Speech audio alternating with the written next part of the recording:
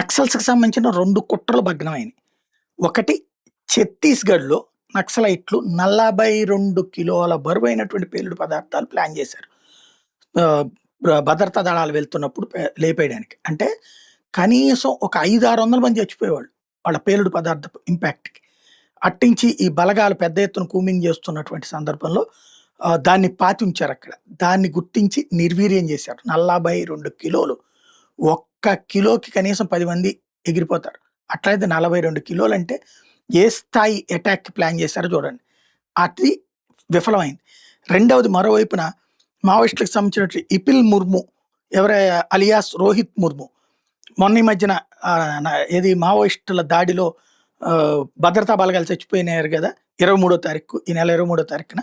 దానికి సూత్రధారైనటువంటి వాడిని ఇప్పుడు కొక్రాగర్ ప్లాన్‌కి సంబంధించినటువంటి వాడిని ఎన్‌కౌంటర్‌లో లేపి పడేశారు భద్రతా బలగాలు. 2 పెద్ద అటాక్స్.